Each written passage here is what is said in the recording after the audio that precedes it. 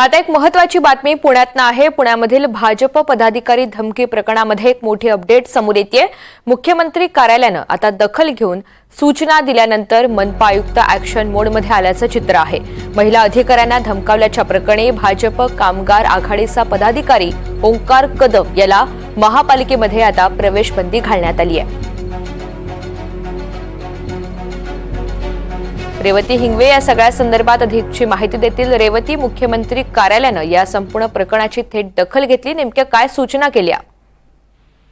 नक्कीच ऋतुजा, आपण जसं बघितलं की एक अत्यंत धक्कादायक प्रकार हा पुणे महानगरपालिकेतच घडलेला होता। जे पुणे महानगरपालिकेचा आरोग्य विभाग आहे, त्या आरोग्य विभागात कामाला असलेल्या 2 महिला कर्मचाऱ्यांना भाजपचे जे पुणे शहराचे कामगार आघाडीचे अध्यक्ष आहेत ओंकार कदम, ते सातत्याने येऊन त्यांना त्रास देत होते। ते अशा प्रकारचा त्यांना त्रास आणि छळ देत होते की त्यांना एका योजनेबाबत RTI अंतर्गत माहिती हवी असताना ते सातत्याने तिकडे जाऊन आरोग्य विभागामध्ये जाऊन ती माहिती घेण्याचा प्रयत्न करत होते।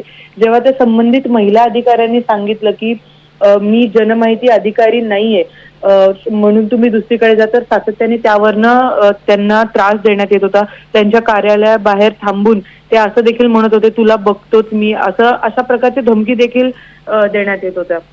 त्याच्यानंतर जेव्हा या महिलांनी त्यांच्या वरिष्ठांना तक्रार केली, त्या तक्रारीचे योग्य ती दखल घेण्यात आलेली नव्हती असं सांगण्यात आलं होतं किंवा योग्य ते उत्तर देण्यात आलेलं नव्हतं आणि त्यानंतर त्यांनी महिला आयोगाकडे देखील धाव घेतली।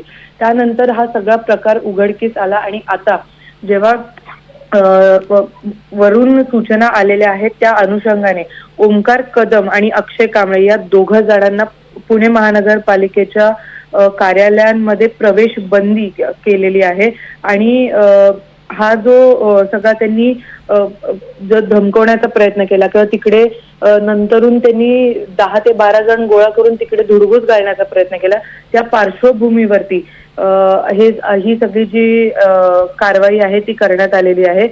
महिला लैंगिक छळ प्रतिबंधक मनाई आणि निवारण कायदा 2013 या अन्वये खरं तर ती माहिती आणि ती सगळी हा जो सगळा प्रकार आहे तो लक्षात घेता ही सगळी कारवाई करण्यात आली। जे पत्र खरं तर लिहिण्यात आलेलं होतं महिला आयोगाला, तिकडे त्या महिलांनी असं देखील सांगितलं होतं की जे त्यांची वर्किंग प्लेस आहे, जिकडे ते काम करतात, तिकडे त्यांना सुरक्षित देखील वाटत नव्हतं।